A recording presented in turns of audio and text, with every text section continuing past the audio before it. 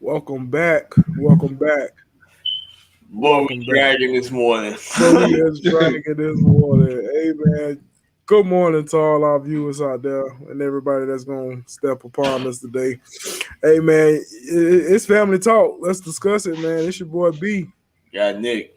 We got Kelly Chalabas, Mr. Who Loves Your Baby. And we Yeah, got Coach Coach A A. Coach A, sneaking in. Brother, everybody dragging this morning, man. I know you ain't dragging. I know you've been up since like 3 o'clock. Yeah, you got to remember I'm coming from camp, Oh yeah, you went to Christian camp, didn't you? youth camp. Yeah. Oh, That's Oh. what's up. That's what's up. Monday We're through probably Friday. we're gonna get into what y'all did and all that type stuff, man. Let's hit this intro. We'll be back real quick. It's family talk. Let's discuss it. Tell them I ain't mad if they ain't know. You know I ain't mad if you love it. Ain't nobody ever take this moment from me. So nigga, while I got it, the fuck it, it's all good. It's all good. Straight up, it's all good. Tell them it's all good.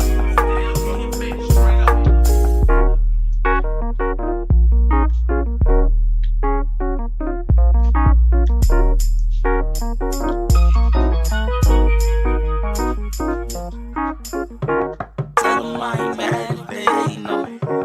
You know I ain't mad if you love it. Ain't nobody ever take this moment from me. So nigga, while I got it, the fuck it, it's all good.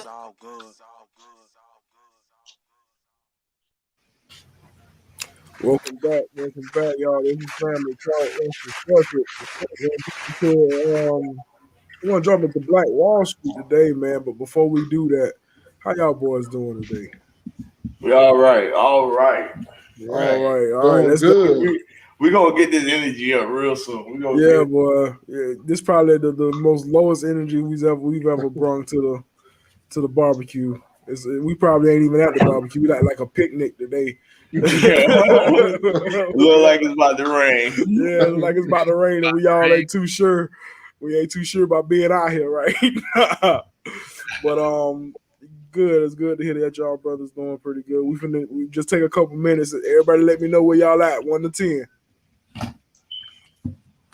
Nick. Yeah, like I say, I'm at a 10. I woke up today, another day to get it right. I got the weekend off, so that's a plus. It's a plus for my 10. T off this weekend, so she in Okay. there relaxing right now. So Awesome. hopefully we get to move around the city real quick. Just have some fun today. Perfect. Coach A. Yeah, I'm at a 20, man. There you go. Awesome.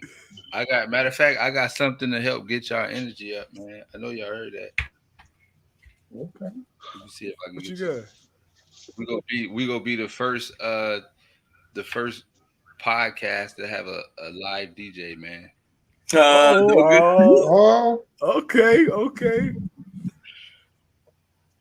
Yeah. As we wait for this live DJ, Telly, who loves your baby?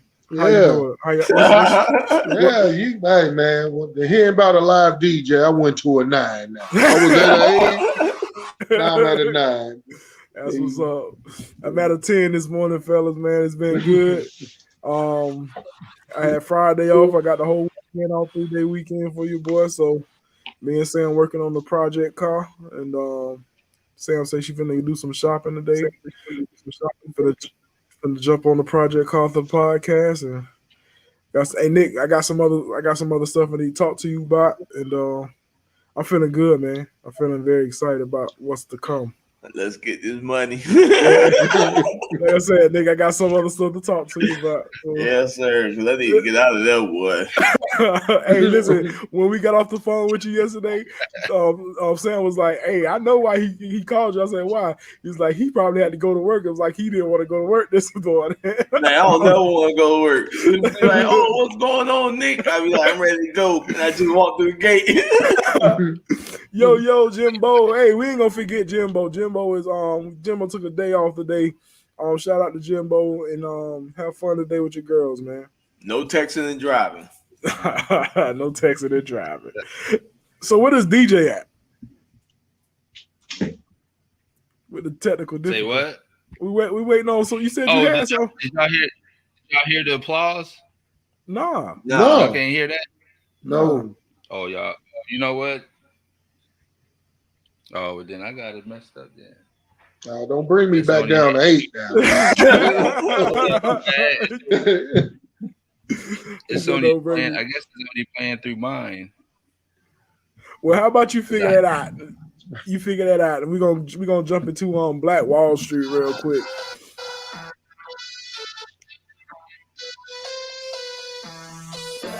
Okay, now I can hear you. You lagging, but it sound all right. It sound all right. Yeah, you lagging a little bit. He over there smiling like he got it It all should together. be lagging, but it ain't lagging on my end. Well, you got to Well, figure it it out. wouldn't be. But Black Wall Street, fellas, man, y'all educate me a little bit on this Black Wall Street. Y'all let me know what's going on with that, man. Tell you want to go first? Okay, cool. Black Wall Street. Yes. It was Tulsa, Oklahoma, I believe. Yeah, Correct. Tulsa, Oklahoma. Yeah. They call it Black Wall Street because that was like a neighborhood that was just all black owned businesses. And it was thriving. I mean, like they were thriving really well. Like they got to the point to where they were actually, if I'm correct, they were actually doing business, was starting to do business with other countries. Yeah. Outside the U.S. So it was like, man, a big deal because here you have, this is the 20s, of course, like way back. Like you have all these, all these businesses and black owned. Now they stepping outside the U.S. and they self-sustain. I mean, just, thriving. Like you wouldn't even believe it. That's why they called it, because it was almost printing money. Money through that whole neighborhood. Mm-hmm. And then, now, was it just in that portion of the state, or did it expand? Like, I'm trying to figure out. I wish I did some research before I got no, it was just right there. Okay. It was just right there, and man, it was when you read about it, it was like, wow, that's amazing. Then they came in and destroyed. So what did they destroy? Like the black businesses, or They destroyed the neighborhood. the whole city? Well, yeah, that whole the neighborhood. Because Tulsa, I guess the black people was Black Wall Street was in North Tulsa, Oklahoma, and the white resided in the South. And so, you had your white businesses in the South and black businesses in the North. And actually, it all came about because it was this young black guy. His first name was Dick. I forget his last name right now. But they were still segregated at this time. And the bathrooms that he used was upstairs. And you had to use the elevator to get up there. So when he got on this elevator, there was a white female on the elevator, I guess, conducting it. Okay. So after this, they heard some yelling, screaming. When they got to the bottom floor, Dick came out running. And so they just assumed he assaulted her or he raped her. So the white South, so Tulsa, they got enraged without knowing what really happened. And honestly, I don't know to this day if anybody really know what happened. But they arrested him, they put him in custody, and the white people wanted to hang him. But the officers in that county, they was gonna let him go to trial or whatever, and they protected him as well as they could. And black people came down. They tried to do the same, help the officers protect them. But the officers told them that they had it, so they ended up going back home, just letting the officers do what they need to do. So Dick Gregory, Jimmy just pointed in. So after that, I guess the crowd just got bigger and bigger, and so the black people came back down and tried to help out. They came with ammunition, guns, and stuff like that. And from the article I read, a white guy stepped to one of the black guys and was like, "What are you gonna do with that?" And this was dude that was in the army, and he's like, "Well, I'm gonna use it if I need to." And they say tussling, huh? It's a black dude. Yeah, a Okay. white dude said that to the black guy, and then tussling came about. Shots was fired, and that's when the whole riot started. They say they don't know who shot the first shot, but after that shot was fired, everybody went crazy. So, Jesus Christ. so it's saying it's like 300 people died in the whole riot. 6,000 black men got sent to detain centers, and while these people was being detained, the white people went up to Tulsa and just started tearing down the city, burning everything down, houses, homes, everything. And at this point, they like the officers they gave the white citizens rights to detain people, to send people to jail without knowing what was going on. So, like I said, it was in this segregated time, so they gave them the power to do almost whatever they wanted to do. They get, huh? No, go ahead. Go ahead. I thought somebody said something, but they gave them the power to do whatever they wanted to do. So when it came, well, hold on, my bad. I lost contact. No, you good. You good. You good. But yeah, they gave them the power to do whatever they wanted to do. So like, those people got detained. Nobody was home. Like the black men wasn't home to protect their city or their homes.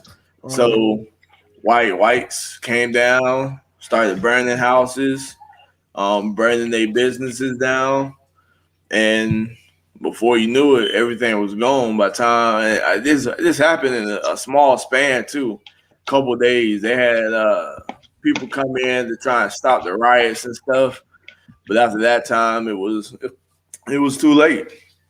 Nothing really happened to the white community. They stayed up, and at this time, they were bringing in millions. And you talking about 1920. In this day, that would have been billions. Yeah. So, and from the article that I read, they didn't like how Black Wall Street was empowering their neighborhood. Because, I mean, y'all know back then, they thought, they was just superior to everything blacks did. So, back then, the civil rights movement and all that type of stuff, right? yeah. So okay. At this point, after the riot was over, people basically moved out, started different families other places. Yeah. They couldn't get no grants or anything to help rebuild, and the city said they was going to help them rebuild, but they just kept giving them the runaround. So that's crazy. After all that, like no white person got charged with anything, no white person got sent to jail, and they let majority of the black people who got detained go. But by the time they let them go, this happened in 2 days, I want to say. By the time they let them go, their stuff was destroyed. So they coming home to a place. They coming home to a place that's not home no more. So they picked their family up and they uprooted and they just went to different towns and they had to start all over. And after that whole thing happened, they wanted to make it seem like it didn't happen. Newspapers was cutting articles out of the archives. To this day, like there was an article that I guess somebody was looking for in like the 2000s, and when they go back to try to look at it, you can see that it's cut out.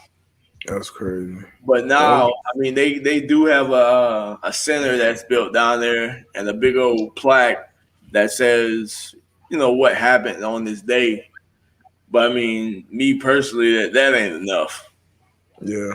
You talking about a community that was striving, and this happens because we really don't know what happened in that elevator. Right. That's crazy. And then I feel like at times this is why people ask for reparations because some of the people back then they knew what they were doing. They were feeding their families. Yeah, They were creating generational wealth that they could have passed down to their kids and their kids' kids. But yet this one incident just took everything from them, which that's shouldn't have crazy. happened. Yeah, dang, that's crazy. Morning, Nell. Morning, Unc. Got Unc in the building. Jimmy said they didn't have to leave the town for anything. For anything, I guess they had airports, doctors, movie theaters, Yeah, Yeah, they they had had their own everything. grocery stores. They They had their had, own meat markets. They had yeah, everything. self And honestly, sufficient. they were still working in South Tulsa because they were getting paid really good money in the white community. They were still getting paid good money. Right, So like Jim said, they didn't have to leave. right. But I mean, it just sucks when you work so hard to get somewhere and it gets torn down and taken from you in seconds. Yeah, that's crazy. When you work so hard to build something up, and then all because of an incident.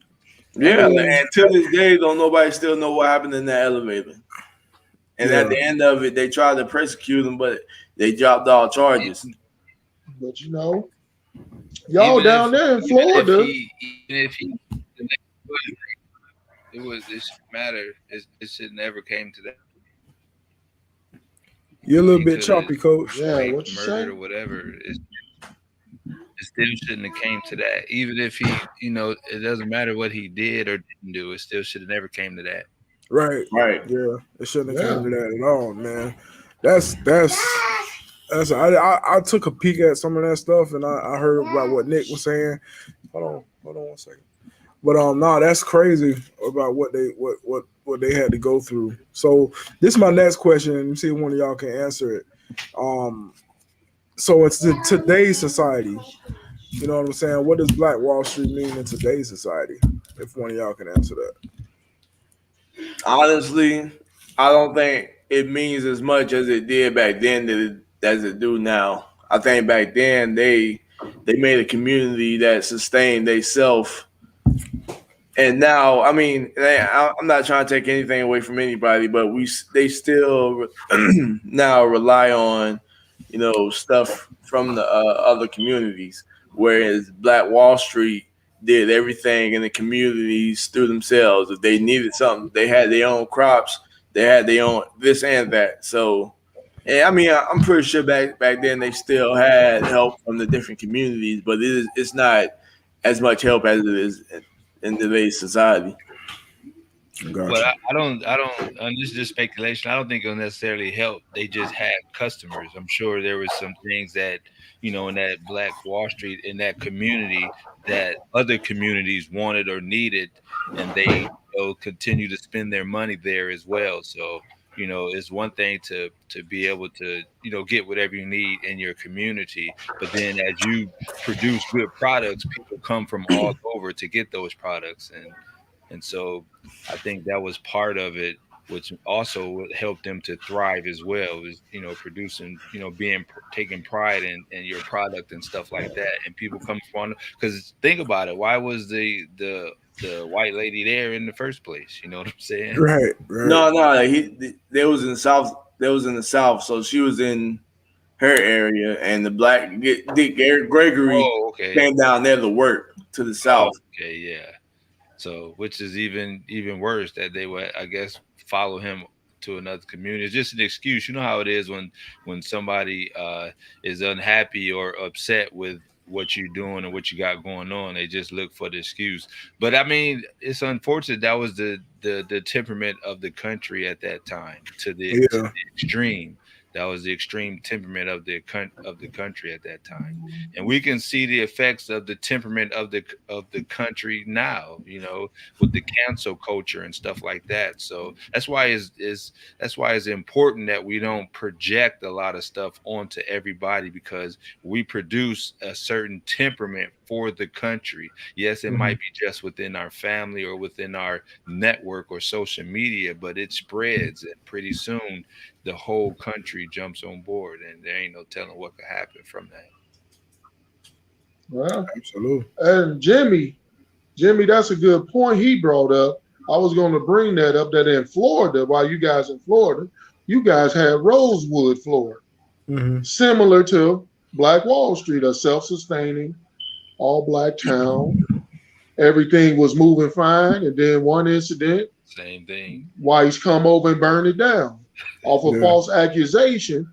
Matter of fact, if you ever seen the movie, Sergeant Ving Rhames, very good movie. I always like watching it and showing it to people because that's a piece of history in itself. It was just back in that climate, it's showing black people thriving, even with all the obstacles and hurdles that was thrown at them.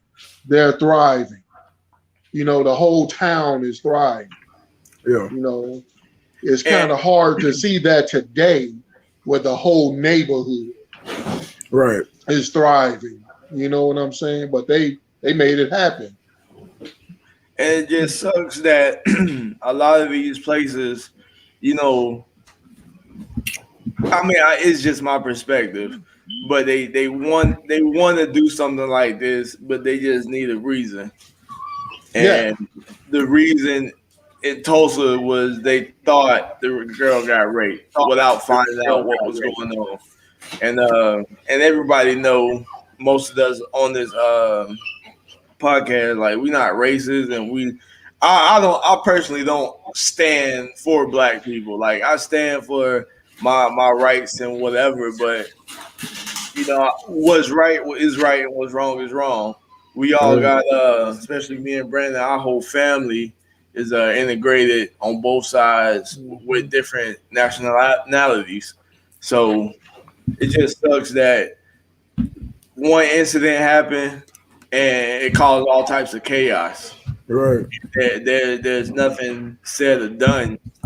Even in the early, like, 2000s, I don't remember the dude's name, but it was a football player, highly scouted, came out of high school, and Brian Banks. that's the dude that tried out for the Falcons after he came out. Yeah, Brian Banks. So the girl accused him of a rape. I guess years later, after he was serving his time, she came back and said it wasn't true. But by this time, he done spent years in jail. Maybe done got out of football shape, but ruined his whole career because they they believed her. Like, our judicial system says, you innocent until proven guilty, but in some instances, like, you guilty until you proven innocent, and that ain't how it's supposed to be. Yeah. That ain't cool, man. Well, he actually got to try out for the Falcons, He did. and then he didn't make the team. Yeah, But he what made the happened was Roger Goodell, the NFL commissioner, gave him a position in the front office with the NFL. So he works there now to this day. He got a job with the NFL. So they did right by that brother, man. He even got a movie about it. Y'all should check it out. That's what's up. That's what's up. Just to hit some of the comments real quick. Hey, Uncle Lion, while you on here, we've been searching for you, brother, to do some boxing podcasts, man. Hit me up. And before we go any further, please, everybody, we appreciate the love, the support. Please like, subscribe, share, and comment. I'm gonna say it one more time. Please like, subscribe, share, and comment. And we appreciate all the love, man. But that's some good information that you fellas brought up today, man. A lot of that stuff I didn't know. And right before we go on, there was there's many of this type of story that I'm about to put out, but we all know Central City in New York, right? Yeah. Mm-hmm. So Central City used to be a integrated area that people used to live in. Mm-hmm. People used to thrive in that city. It wasn't a Black Wall Street, but it was a place where there were black families. I mean, just integrated families, people all over the place and all different religion and everything. But there's a black guy. He bought like three plots back in Central City. I want to say this town is called Silnet. I'm gonna look it up, but so families used to live in this city, small city, but the rich deemed that this little small town wasn't good. Uh-huh. So they basically they kicked everybody out. People who owned land in this city, they kicked everybody out. Told them that it wasn't deemed good, and they essentially built a park over it. And I'm doing the research on it, and it's just like when they took these plots from these families, they weren't like they sold it to them, like say, hey, I'm gonna take your land, but I'm gonna pay you for it. It was just one of those situations where they took it, and that was just the end of it. So you had families that was middle class families that was actually doing all right in this area, and they just taking it from these people and not giving them they cut for it for paying for it. Yeah. And you put a park in, and then you leave these families just to go anywhere. And then they actually started digging up a couple years, probably in the 2000s, and found some artifacts in this area saying that they were more wealthier than they were talked about. But yet, you don't hear this out of the story. Like people, and there were more cities that like this. That city Yeah. that was turned into lakes. Yeah, that's what Charnel talking about when she talked with Uncle Jason. Man, Yeah. I'm gonna send y'all a link after this. I mean, it was probably like 15 cities that were turned into lakes or turned into parks or turned into something else. I didn't research all of them, but if it goes just like this one, you're talking about like stuff that you're taking from families, but you're not paying for it. You're not giving people reparations for they stuff that they were coming up on. Yeah. So it just sucks when you look back at it, and then it's hardly ever talked about. It's just swept under the rug unless you go looking for it. Yeah, it's crazy. Man, that's crazy. There's some good facts today, fellas. We appreciate everybody commenting on the Black Wall Street in the comments here. Jimbo say it louder, B. Hey, like, subscribe, share, and comment. we love all our supporters, man. Anybody else got anything left on the Black Wall Street? Man, what Nick was talking about, and if I am correct, Mm-hmm. that's Central Park also Yeah, that's the in part- New York. Yeah, Central Park. That's Yeah. why I was like, this story sounds so familiar. That's Central Park. That's what happened in the big city, New Yeah. York. In New York. All right, let me stop. Okay. All right. All right, man. We finna move on. Hey man, game 5 tonight. NBA Finals. Suns and Bucks. I was talking with Nick. I think it was last weekend before we jumped on the show last week. We swore up and down that the Bucks was only gonna get one, and Phoenix was gonna pull out one on the road. But Bucks look like they took care of business. It was like all the home teams are taking these games. So we got game 5 in Phoenix tonight, man. Who y'all got tonight in Phoenix? Man, I think if Milwaukee stay on their little roller coaster, it's gonna be a tough game. And I think Suns are still gonna get it just because they home, and I think it's going 7, just like Jody just said. But Milwaukee could put it out. They on the high road right now, coming back and winning that game. That was big. Let's remember that the Milwaukee Bucks went down 2-0 against the high-powered so-called Brooklyn Nets. They came back and won that series. So, I mean, Coach A, man, what you got on it tonight, man? I'm looking for the Suns to take care of business tonight. Although I agree that Milwaukee seemed like they went to another level and they found a way to get to him. But I noticed that there was some uncharacteristics about the way the Suns played in the last couple games, like even with Chris Paul and turnovers and stuff like that. So Yes. I don't expect him to be like that, the rest of the series, and or so they're gonna get their stuff together. You Yeah. know, so I think that they're gonna be able to take it out. But it's going. I agree. 7. It's going to be a 7-game series, and it's going to be exciting to watch. It Yeah. already is. It has been. It has been. I called it in 6 at the beginning of the series, but I think I want to change it to 7. Just how the Bucks has been playing. Giannis has been phenomenal. I mean, very phenomenal.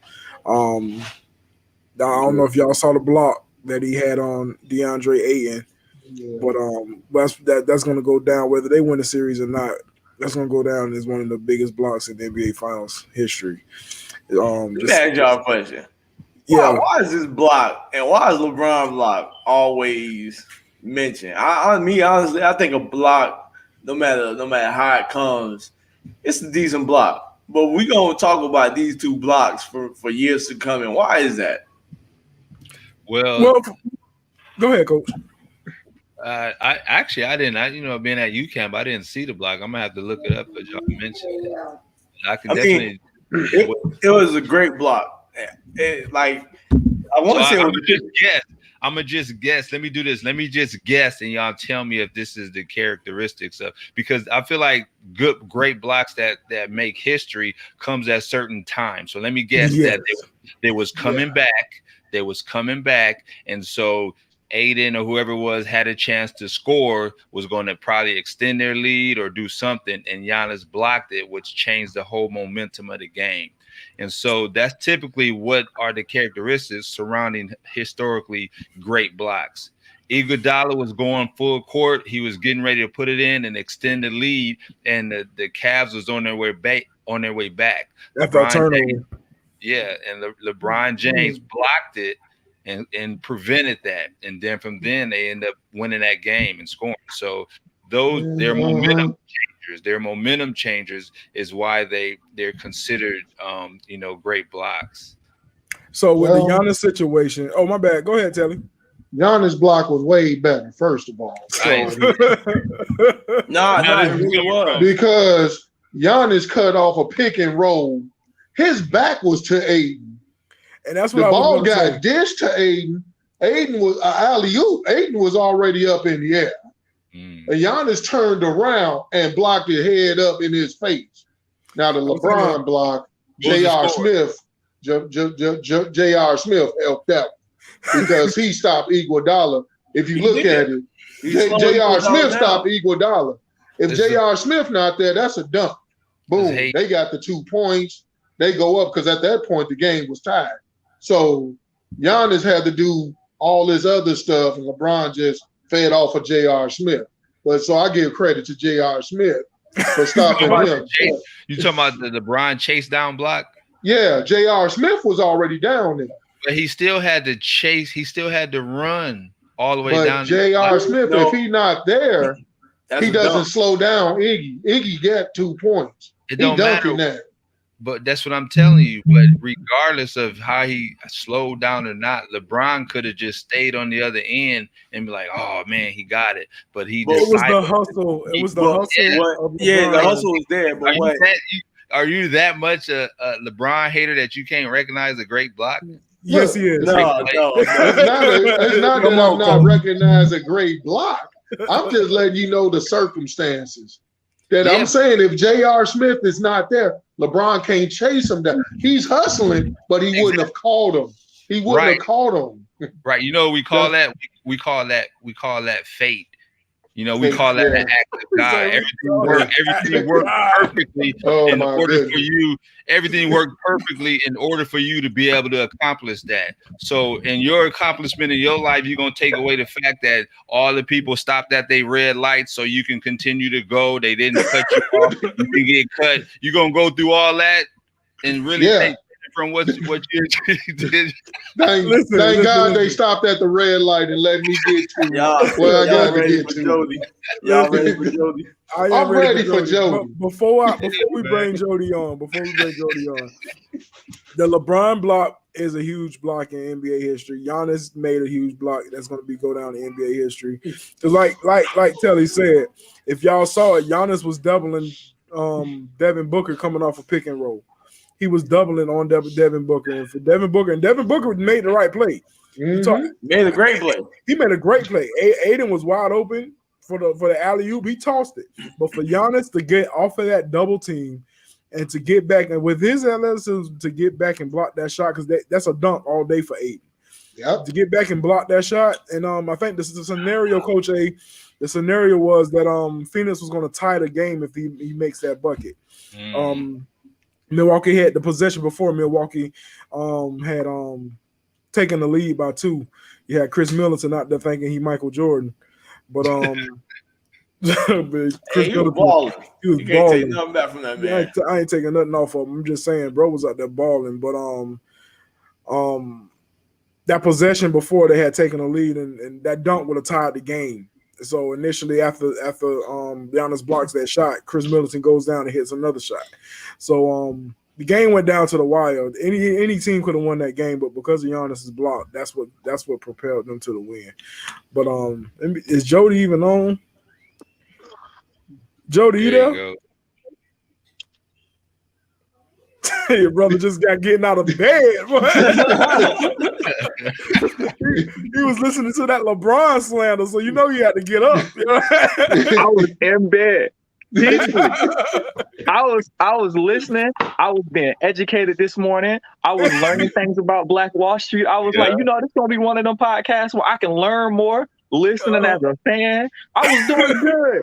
I was like, okay, we do Black people doing good, and then y'all started. I knew. Kelly, you knew. Okay, first of all, don't even do that. The reason why LeBron James' block was better than Giannis' block because LeBron James' block ended in the damn championship. He blocked that shot to stop them from going up from 2 possessions, and they ended up winning that game and won a championship. So LeBron James' block was better because they won a championship. So let me ask you this, with the help of the NBA. I just looked at that block and it wasn't all that. I'm just saying. Okay. Wow. He didn't man. he didn't get picked or nothing. He was zoned. They went through an alley-oop. He turned around and jumped and blocked it. I mean, it came at a crucial time in the game. That's what's going to make history. It was a crucial time in the game. But what he had to do to block it was nothing. What? Look at it again. But he still blocked it. Just looked at it. He didn't get picked. Nothing. He still get. It don't matter. It's King James. He can't do no wrong. No, we're not talking about King James. We're talking about Giannis. See what I'm saying? This is a bias between people. Giannis' block was decent. Giannis is like what? Decent. 8'9". So it's like it's not really that. It's like he mocked the shot. Like that was a good block.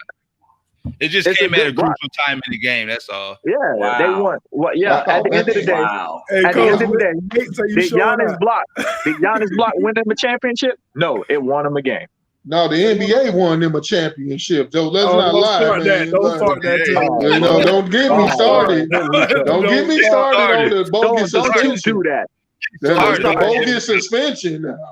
I'm sorry. What? Don't get me started. Is that the same? What he's implying is that if it wasn't for the suspension of Draymond Green in Game 5, he feels that the Cavs don't win the series. Scrub. They was getting scrubbed the whole cleaned up, and then next thing you know, we got to suspend somebody. But Draymond can't be out there acting like he can beat everybody up. He ain't. But man, the dude been doing it the whole finals.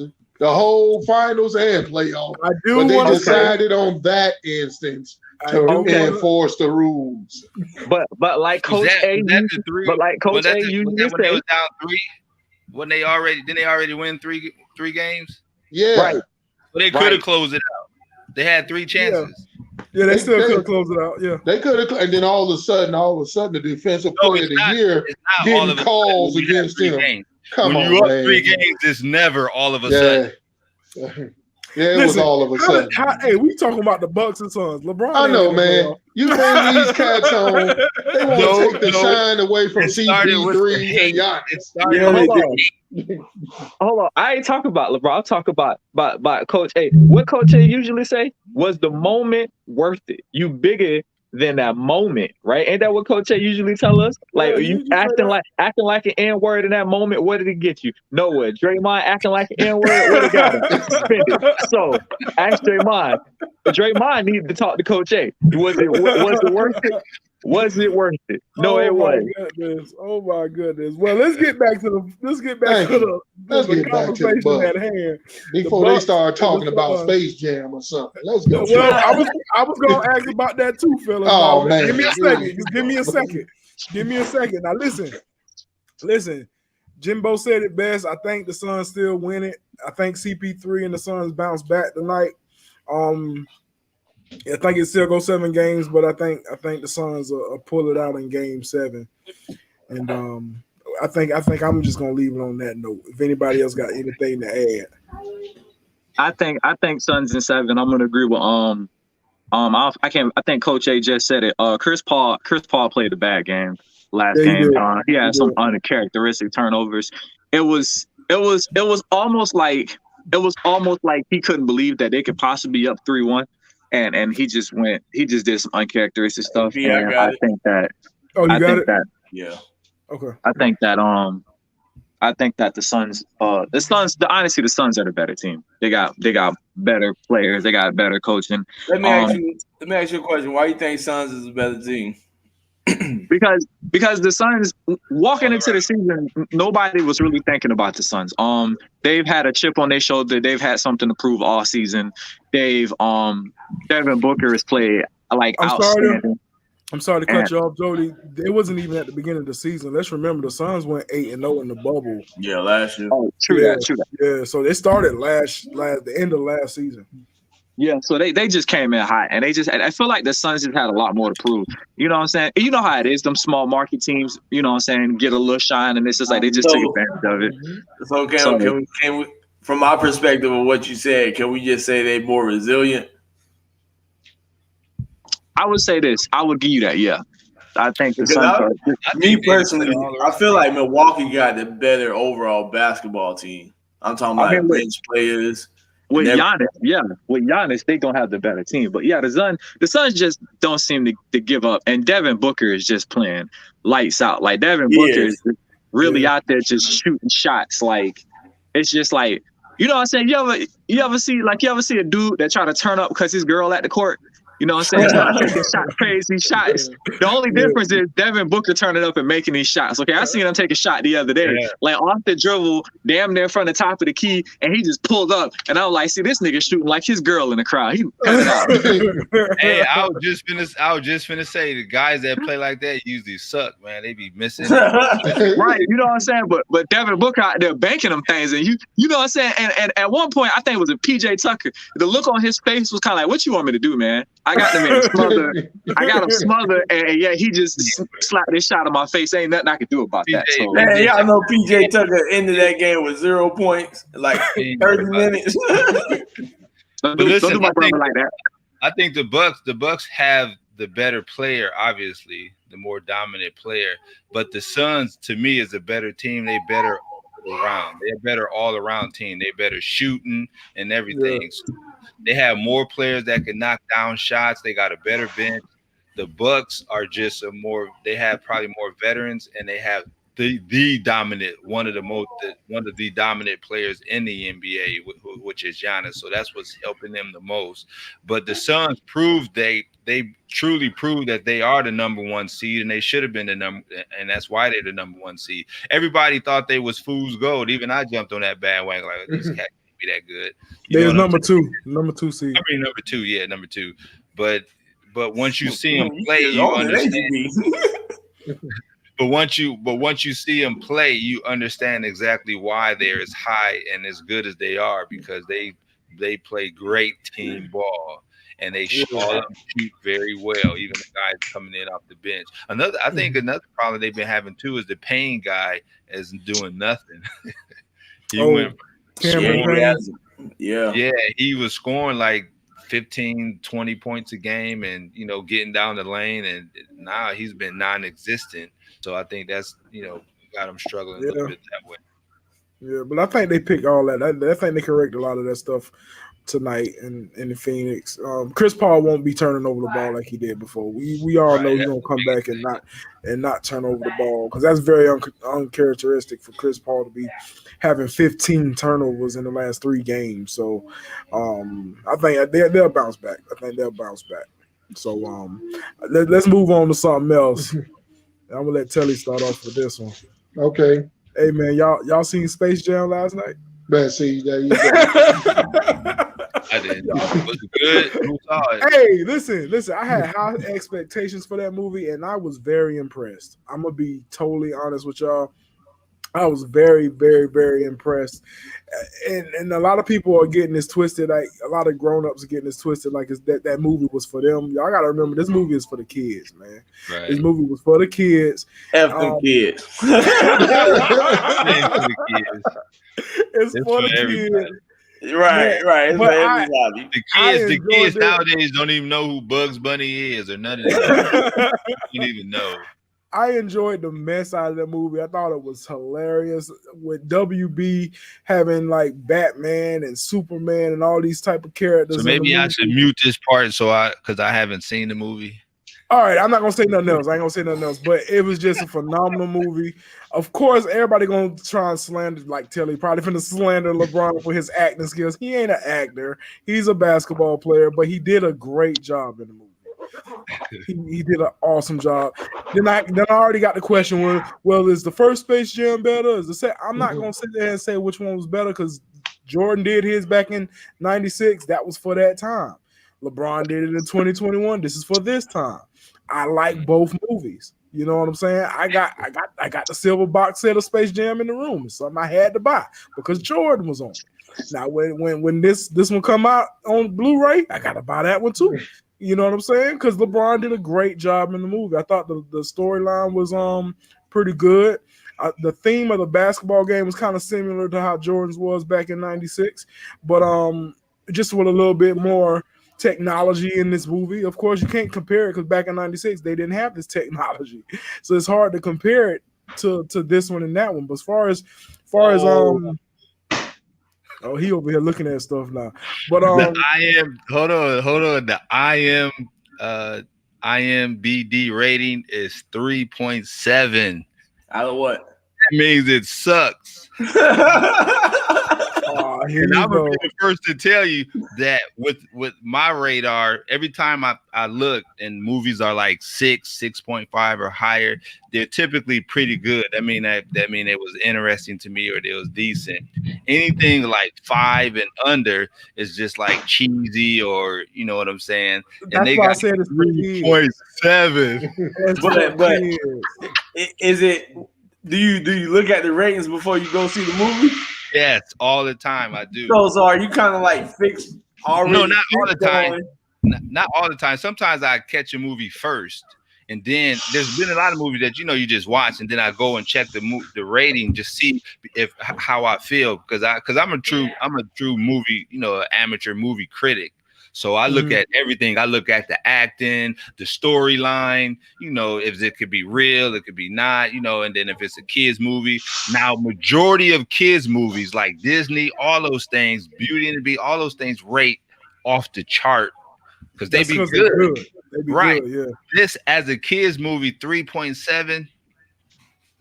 I have a huge feeling a lot of adults are just hating right and now. I'm a LeBron fan. I'm a LeBron fan. There you go. The only thing I don't care for is the fact that LeBron tried too hard to be himself. If that makes sense. See? First Space Jam was 6.5. Bingo. That's true. It's no just need to be said. It was higher. Nothing else need to be said. Tell it. You go ahead. Go ahead and say what you gotta say, Taylor. I'm just saying, man. I've seen the critics. I read the reviews. Couple of catch of writers that I follow in Chicago said they never they seen it. They hope they never see anything like it ever again. I gotta roll with them. I trust them. That sounds like a 3.7. Hey, you need to give me the guy. Send me them guys so I can see what movies they request, because that's exactly sounds like a 3.5. So, you know, I'm just saying, I'm gonna watch it. I'm gonna preview it, you know, but you know, I got a list of other movies I gotta watch first. Yeah, we talked about that. Yeah, we talked about that. Yeah, and then it'll be down. Yeah, I gotta watch Boss Baby first, you know. Yeah, Boss Baby and Black Widow. Black Widow and you know, and the Forever Purge. You know, I gotta watch those. Jimmy said it's the rating because LBJ is in it, and it's a remake. It's a lot of haters. Hey, if the rating is 3.7 because LeBron's in it, then if he wasn't in it, it'd be a 0. Man, listen. Hey, y'all, Jimbo calling me right now. Jimbo calling Tell him, man, enjoy Busch Gardens. Hello? You know. Right. Enjoy Busch Gardens, bro. Hey, y'all hold on one second. Jimmy got something to say. What? Go ahead, Jimbo.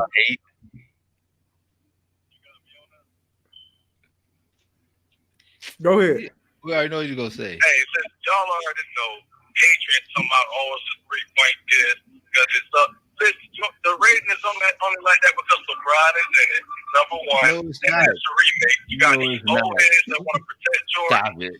Like, Stop it. Like Stop it. That's what it is. Stop it. I didn't see it yet. Stop it. But if Brandon say it's good, then it's freaking good. Listen, Hey, ask him this question. Lay down, go hibernate or something and get a life. We're supposed to listen. Right. Hey, we're supposed to listen to a guy that don't think Mike Tyson was hitting harder as everybody say. All right, brother. Really, we gonna take Busch Gardens somewhere. He didn't want to hear his word. We're gonna take Jimmy's word. He don't even think Mike Tyson was hitting as hard as everybody say.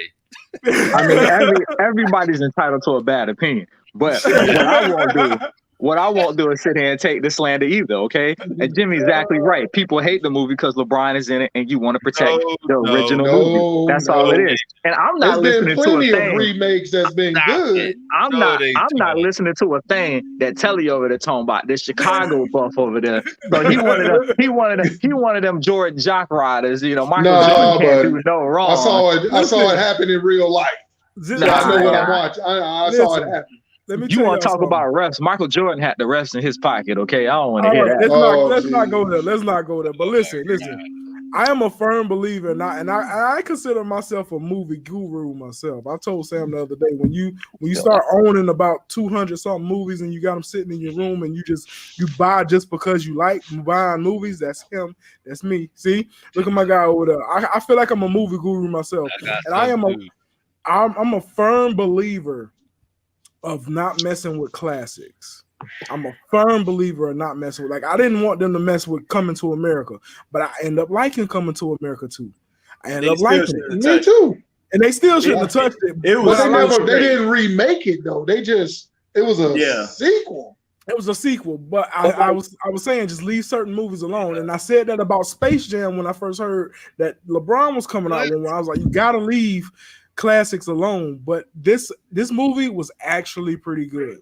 I'm not gonna say we had family night last night, and I was over here laughing more than Elijah. You know what I'm saying? So I mean, this movie was actually pretty good.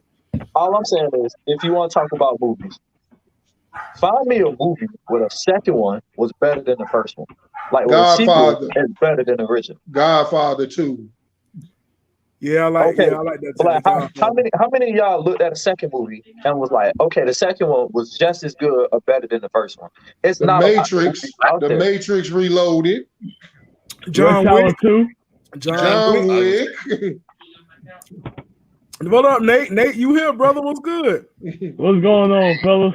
Nothing, man. The topic at hand is Space Jam. We was talking about Space Jam. Jimmy got on the phone and cussed everybody out and and stormed off.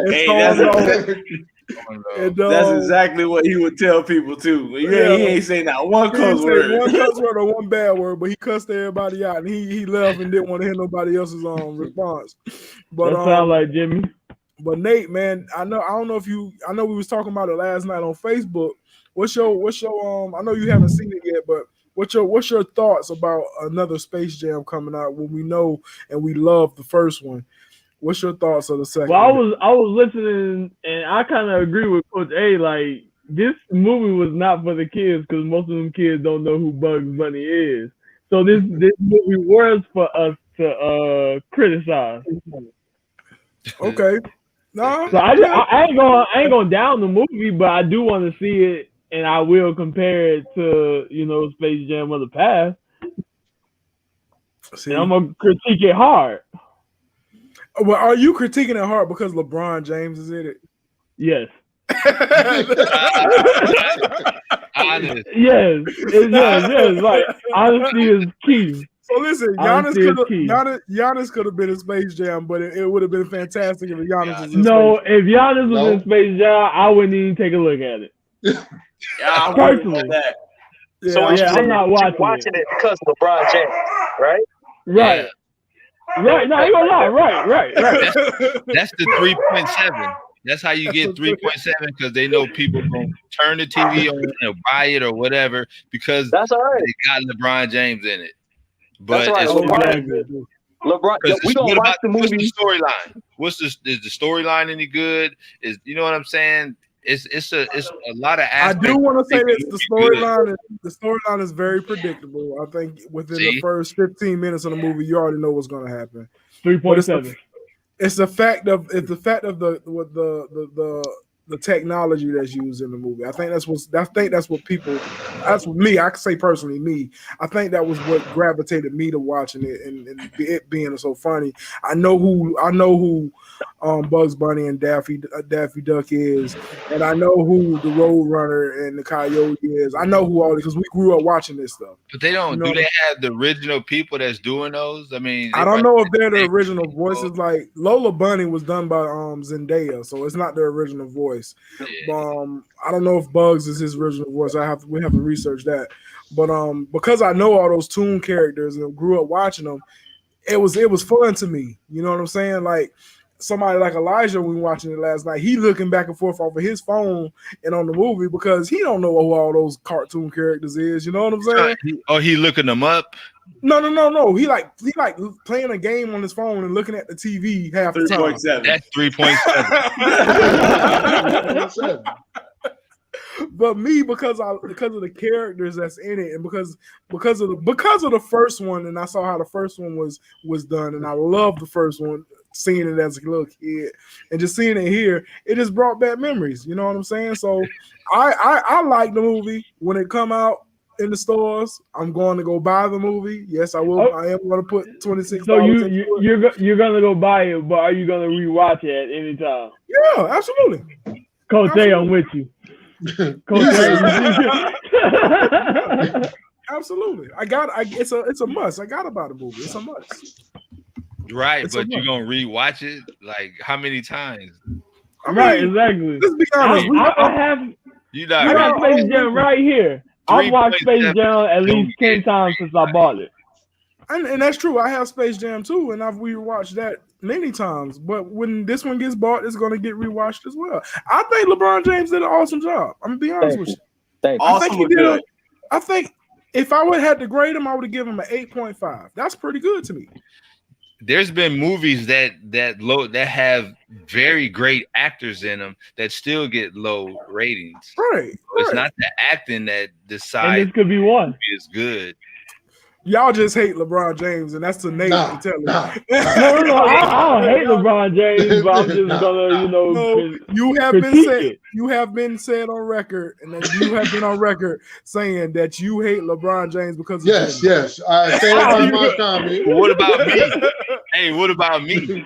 No, yeah, Coach A. From Ohio. Well, that's your guy. That's your guy because y'all from the same state. That's your guy. But what I'm saying is that as my name on here is Coach A, that means I'm a coach. I want people to take my words and trust what I say. Are you trusting movie critics right now?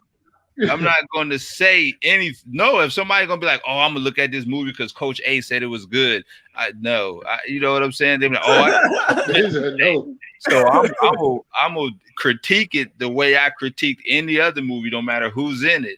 You know, and typically what I was telling you, when I the first thing I do, like sometimes I'm like, man, I want to watch a movie or something. And we got millions of movies on TV. Yeah. And so what I do is I go to the rating, to the IMBD ratings, and let me see what these ratings are. 3.7. I don't even open it up. Like I don't even care what the plot But is. how you know you're not missing a good movie? Because I've looked at some of the Because it ratings. says 3.7. Listen, Listen, I'm a- 3.7. listen. Jimbo I'm gonna said, tell you "Bro, this. I'm proud of you, One bro." of, when I went to go see John Wick, the first one, right?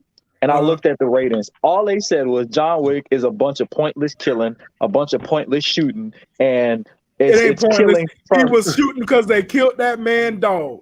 So, but Man, like, and the John Wick ratings, was amazing. and But the ratings what on Joe that, understand and the is ratings on that weren't that great. But I'm sitting there in my mind like, well, I want to see a bunch of pointless Jody, killing and look, we guns. can't trust So what you say. The rating is 7.4. Right. some of We can't. some You of the messing people. up. You messing up the trust, man. The trust, all I Rating know is I seen 7.4. That's a great told movie. you, Jody will let me steal you rephrase one. that. Let me rephrase that. I seen some reviews. I didn't see the ratings. Let me rephrase that. yeah, I seen I some don't go by- reviews. Yeah. I seen some reviews and they was saying the same thing. They was like, "Oh, it's pointless, this, that, and the third." But I'm like, "Well, I want to see pointless stuff, so I'm gonna go see it." And I Some loved it. people like that. Yeah.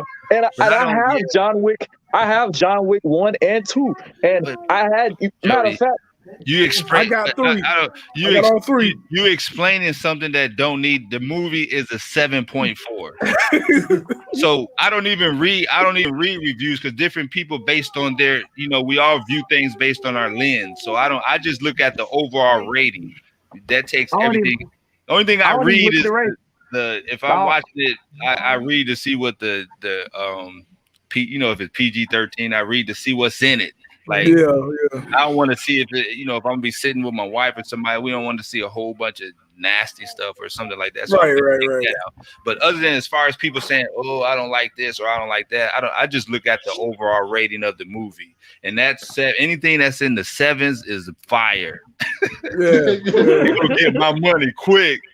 Hey, Jimbo disappointed in you, Coach. Jimbo I know was that's fine, but Jim, listen. Jimmy shocked me when we was at my house and this Mike Tyson thing came on, and Jimmy, he changed my whole life, man. He was like, "Man, Mike Tyson ain't hitting nobody hard, or he ain't got no something." He said, I was like, Jimmy, the whole boxing community says Mike Tyson is. I think he said he don't have any real power.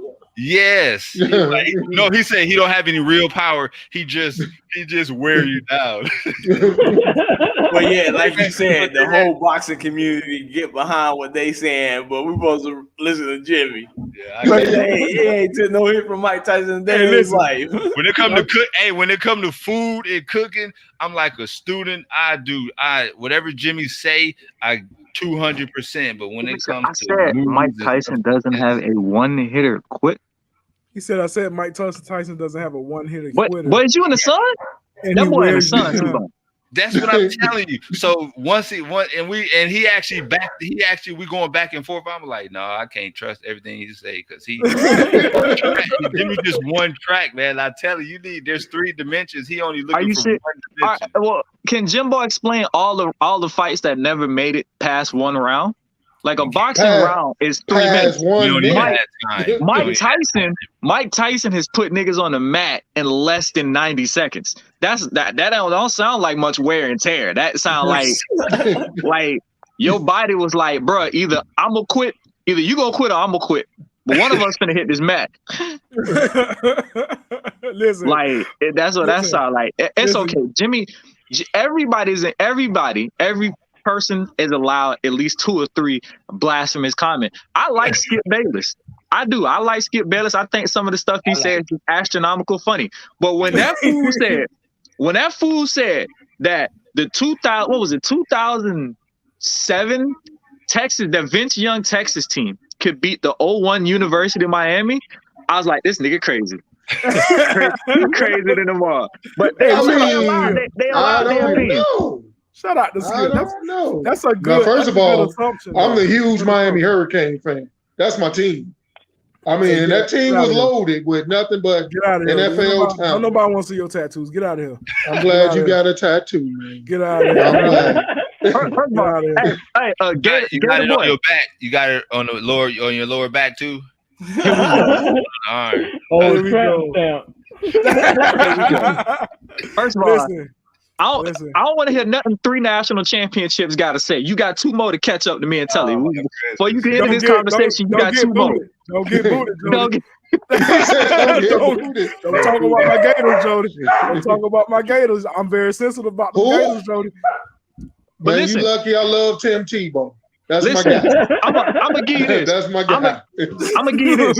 B, I thought this year when the Gators played Oklahoma, I thought the fact that all them cats set out, I thought that was pretty trash. I thought that was straight up trash. It was very bad to see, and maybe we should talk about that. We should talk about the players who decide to sit out at the end of the season in big games, because it's like just because you're not playing in the national championship don't mean you should play in the Orange Bowl, the Sugar Bowl, the Fiesta Bowl, the All-State Bowl. Like, you know what I'm saying? That's kind of disrespectful. You go through the whole motions and then you sit out. Like, that's kind of whack. Because Drexel, I was very disappointed. The cornerback, the tight end, all them cats set out, and I was just like, they went out there and got blew out by Oklahoma, and I was like, bro, this ain't even a game. That was pretty whack to me. I agree, and I agree to it, and I blame the coaching staff. I blame Dan Mullen. I blame him to start with. I blame him big time, because for you to be the leader of that program, bro. Why you no, you don't. Him? You don't started 3 years ago. Listen, that started 3 years ago. I'm particularly pointing at this past season, because we had a nice chance. At least for one, Kyle Trask should have been high. I mean, he was nominated for a Heisman, but I felt like he did better than Joe Burrow lived before statistically. But that's just my opinion.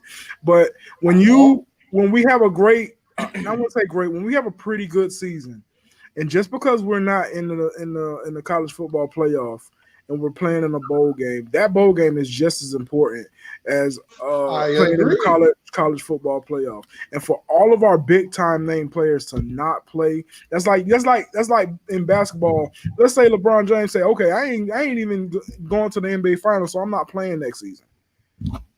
He kind of did that. So, but we ain't gonna talk about that. I mean, honestly,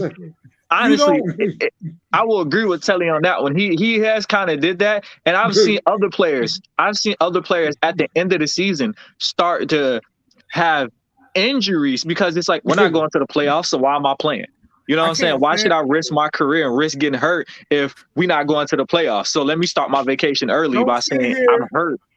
Don't sit here and say you ride for your brothers, you ride for the program you play for, but when there's time for you to be on the field or on the court, even on the court for that matter, don't sit here and say you ride for this person, you ride for that person, you just love the game, but you all of a sudden don't want to play because you're not in the game you think you're supposed to be in. I absolutely 100% agree with that. I don't agree with that. Some of them, a lot of them did that because they were joining the draft. They didn't want to get hurt and mess up their draft stock. Here's the thing.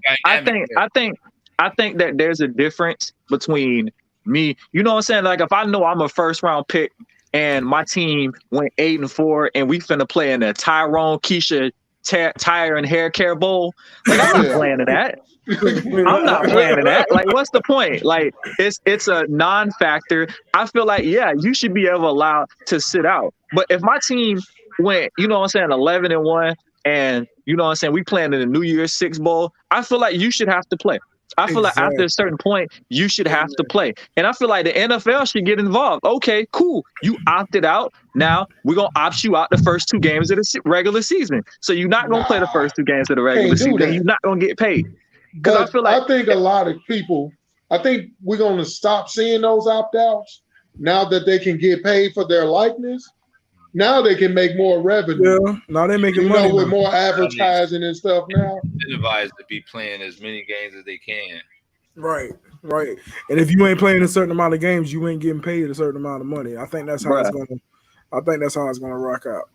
Right. And a lot of players sat out this year. You know what I'm saying, because of the COVID. And as a Miami fan, I was very pissed that Gregory decided to sit out, because he had that freshman season where he had 15 sacks and he was got all this hype, all this buzz, and then Jalen Phillips came right behind him and was getting all this hype, all this buzz about his offseason. So we could have had arguably the best 2 defensive ends sitting on the field with Roche and right behind him. And Gregory decided to sit out because of COVID. And ain't no, you know what I'm saying, nigga, you didn't sit out because of COVID. You started hearing that first round buzz, right? And what you did, you sat out because you ain't want to get hurt. Yeah. That's all you did. A lot of these cats sat out because they didn't want to get hurt. Well, You took COVID as a reason. if You they sat can go out. first round, why not? I mean, you got to protect yourself. I mean, it's up first round money is different from fourth round money. exactly. I mean, it is different. You're right. You're right. It is different. So let me ask y'all a question, because it sounds. I do agree with you. First round money is better than fourth round money, but now, like me listening to y'all, I really don't watch college football. But are they gonna do that when they get to the NFL? That's a good question. Some cats do it now. It seems a little selfish. It seems I'm more worried about myself than I am my team. And it's like you there has should to be honestly.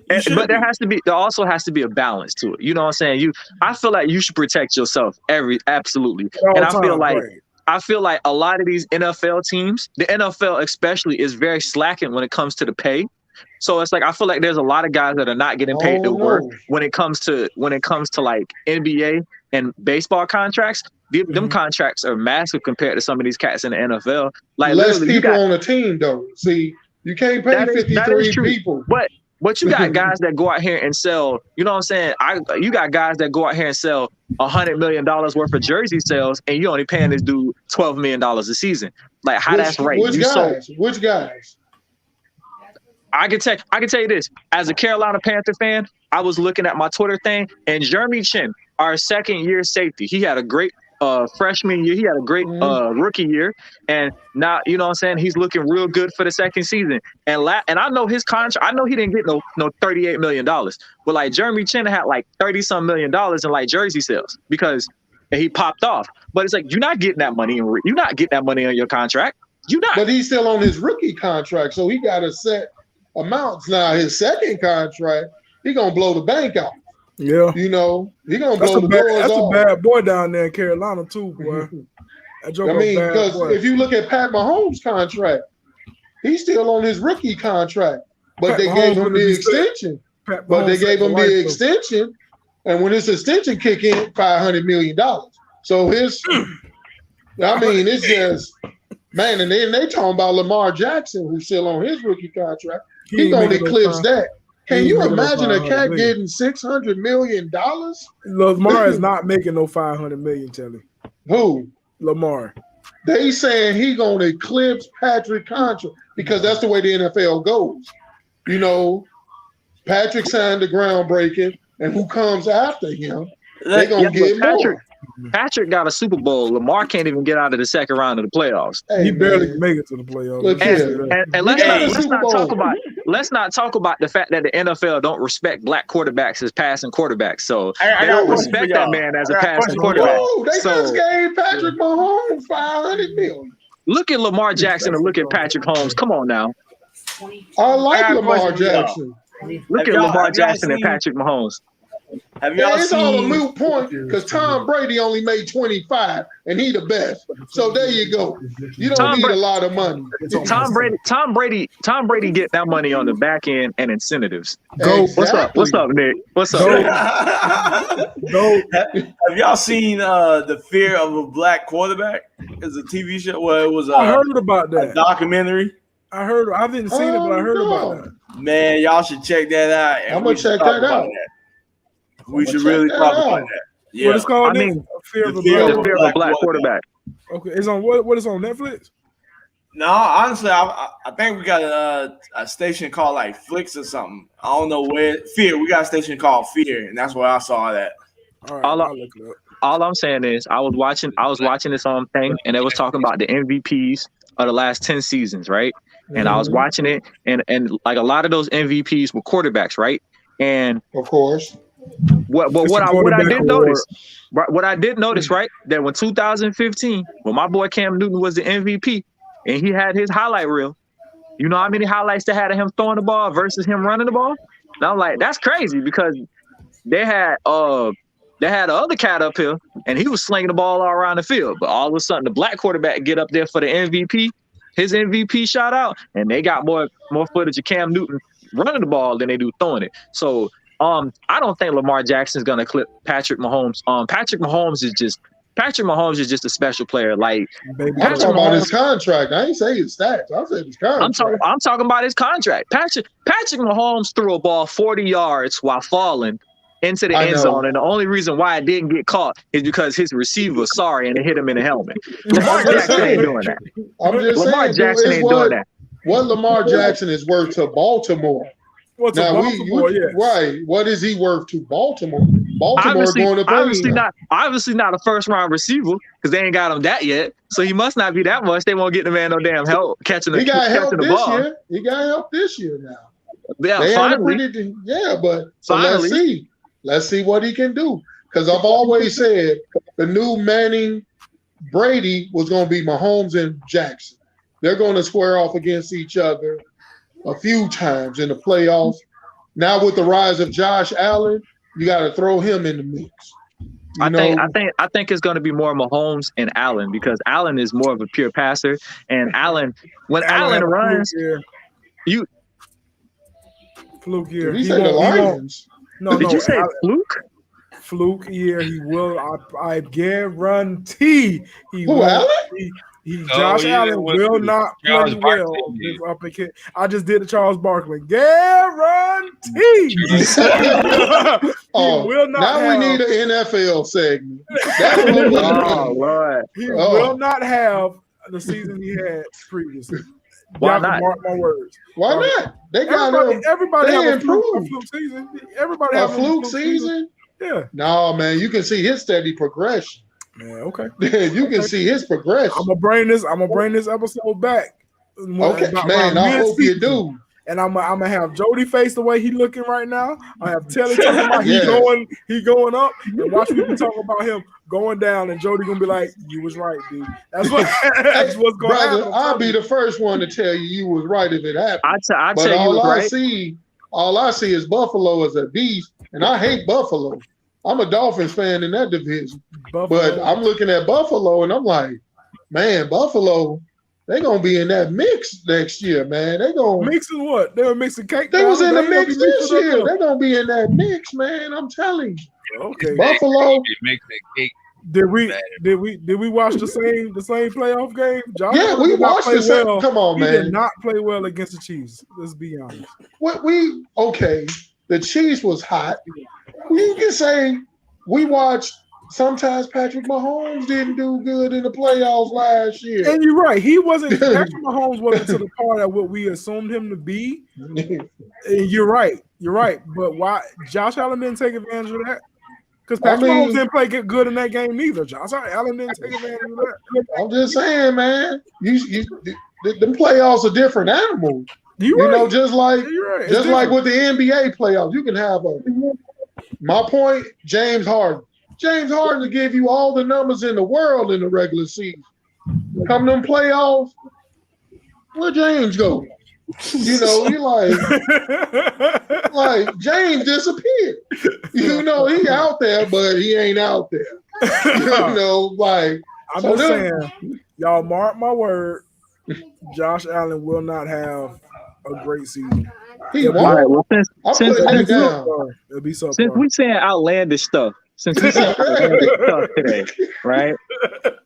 I'm gonna put this one in the air, right? Deshaun Watson going to the Eagles. I don't know why. I don't know. Deshaun Watson going to the Eagles. I don't know. I feel like they are in a position to be like, you know what? If we can take Michael Vick for the dog fighting, then he groped a couple of masseuses. We can deal with that. You know what I'm saying? Because in all honesty, the public reception. You grabbed a couple butt cheeks. Ain't nobody tripping about that. You can come play for the Eagles. I promise you, Deshaun Watson gonna go to the Eagles. So the thing about Vic going to the Eagles was Donovan McNabb kind of put his name on the line for Vic to get there. So if you ain't got nobody to put your name on the line for Deshaun to get there, I don't know if he's gonna get there. Hey, listen. The Texans already said Deshaun finna sit where he at. We don't care what's going on. Yeah, for real. They gonna trade him for Aaron Rodgers. They gonna do. We saying outlandish things. let's say they're tradable, which wouldn't be a bad idea. Since if we saying outlandish things, the Patriots will win this coming Super Bowl. That's not really outlandish. That's a possibility, man. It is with Cam Newton at a comeback year. With Cam Newton and a comeback year, will win a Super Bowl this coming February. As a Carolina diehard and as a Cam Newton fan, I'm talking about the only time in my life I've ever rooted for the Patriots. So if that's the case, then I'm go Patriots if Cam Newton gonna get a Super Bowl, because in all honesty, since we just saying stuff, I feel like this, and this is my true opinion. As a Carolina Panther fan, I think the biggest disservice that the Carolina Panthers ever did was gave Cam Newton a shitty team that they did, because Cam Newton was arguably one of the most physically gifted quarterbacks that ever come into the NFL, and you squandered that man's career. You squandered that man's career with the offense that you gave him. They tried though, man. They got him Kelvin Benjamin. That didn't work out. No, they didn't. They didn't try. They had Greg Olsen. They tried. They gave him a defense. They went to a Super Bowl. They didn't try because they went to a Super Bowl because of their defense and Cam Newton running the ball. That's most teams, then you can say they go to the Super Bowl. The problem is they did not go after any receivers that were like good for Cam Newton, because it's like you kept getting these little ticky-tack piece receivers, and at one point Carolina had like the 26th receiver core in the NFL. And you're like, why can't Cam Newton win a playoff game? Because he doesn't have anybody to get open.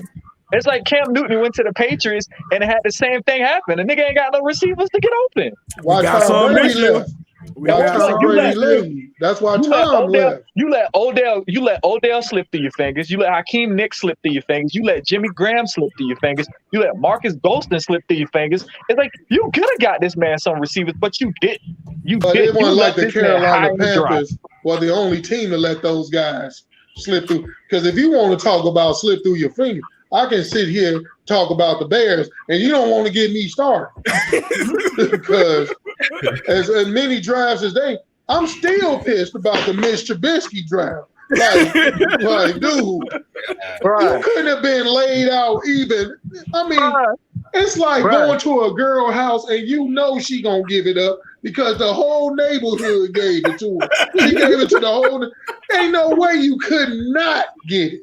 And you get there and you wind up watching Netflix and chill. And you just like, I'm just saying, that's what it's like with that draft. I'm like, Sally, I watched Mitch Trubisky in college, right? And he played for what? North Carolina. Right? That joke was good in college. I watched his last 5 games, right? Because I was like, why are they so high? They were running a spread offense against zone defenses, and he was just out there playing pitch and catch. And he got his first round hype off of playing pitch and catch. Let's not forget they moved up to get Mitch. They moved up one spot. Like somebody actually. But listen, y'all got a future. Y'all got Justin Fields. Dude, we gonna wreck him too, man. No, I'm saying the Bears, man. I like Mitch. Don't get me wrong. I told people, watch how Mitch perform outside of Chicago in Buffalo. It's the coaching staff. You got to be with it is. And I'm like, Jesus, man. We got Justin Field now. Everybody hyped. And the buzz is the jerseys flying off the shelf. And I'm like, let the kids sit. Don't throw them out there yet. Let them sit. Don't put them out there yet. But everybody wanted them to start day one. I'm like, we're going to damage another one. We're going to be set back. Just let the kids sit. Let Andy Dalton take his lumps, do his thing. Let the kid learn. Andy Dalton is not a bad QB. Oh, He's decent. He's decent. He's decent. Now, Coach, are you playing music? He was the DJ. And like I said, we need an NFL segment. We do. We We can need go all the day. NFL. When the NFL preseason start, we're gonna talk about doing. That's the in a NFL couple of segment. weeks, man. That's in a Training couple- camp. Yeah, we're gonna start the NFL preseason. And for Yeah, all 'cause my y'all- college football bums out Y'all up there, here talking football and stuff, and all I'm doing is looking at me, Nate, and Coach A, who ain't said nothing about football. I think we need to go ahead and end this right now. hey, Y'all we got to finna- get y'all skills up, man. Yeah, I man. can talk about soccer, talk about the Olympics. I can do all sports. Listen, Y'all got to broaden your horizons. we're gonna come up with a football segment, college and pro, because I got a lot to say about college. I kind of watch college more than pros anyway, but I got a lot to say about college football. So we'll come up with that. I absolutely understand you on that. Yes, I don't get me wrong. I love the pros, but it's just something about college football when you walk into Ben Hill Griffin Stadium. Let me just tell y'all something before we go. When you walk into Ben Hills Griffin Stadium and you hear that roar of the crowd, and you see them Gator colors all around the stadium, when you see those 3 statues sitting in front of Ben Hill Griffin Stadium. It Stop it. It puts Man, something when I- through your When I see you body. with your Gator uniform on, you look like a grown Disney kid.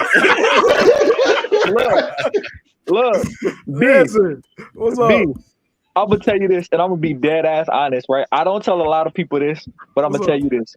At one point in time in my life, I used to be a hardcore Gator fan. Okay, I was in elementary. I was a hardcore Gator fan, and I was about 13, right? And my dad decided that he's gonna take me to a game, right? And I was like, okay, I'm all excited. I'm gonna go to the game. I'm all happy to go. I get there. I don't even give a damn who they playing, right? And then it happened. I got out there and I was like, well, who are they playing? Oh, they playing this other team from Florida. They were playing the Miami Hurricanes. And that game, the Miami Hurricanes whooped their ass 48-6. And at that point, I took off my hat and said, Dad, I'm jumping ship. Don't ever bring me to another Gator game again. And from that point on, I've been a diehard Gator fan from that point on. So, oh my goodness. Man, Oh my goodness. the you, baby, the you. What a story. What a story. Anyway, we're gonna leave on that note. We're gonna leave on that note. But hey man, we appreciate everybody jumping in the comments today. We had a very educational segment earlier with the Black Wall Street. So if you guys see this on your YouTube or on Facebook, please take a look at it. We talked some sports today. We'll be back with y'all next week. I don't even know what we're talking about next week. So football. We'll have a meeting, but we'll definitely be back next week, man. Shout out to Jimbo. But this is Family Talk. Let's discuss it. It's your boy B. You got Nick. Coach A. Mr. Skywalker. Telly Talavis, Mr. Who Loves You, baby. Hey man, we love it, man. We love it. Y'all like, subscribe, and share and comment, man. We love all our viewers and all our followers. Y'all keep supporting us when we got more to come. We love y'all. Have a good weekend, y'all. They wasn't worried about me last year. When the cashier sent me to my car when I came short, no, I got the game torn. They either hate it or love it. Slim chances on advances, I just balanced the budget. Fuck it, free my niggas on my Harriet Tubman. They said I'd never be the greatest, that's a scary assumption. But now I'm buzzing like the last shot. Got these lames tired, old niggas about to pass out.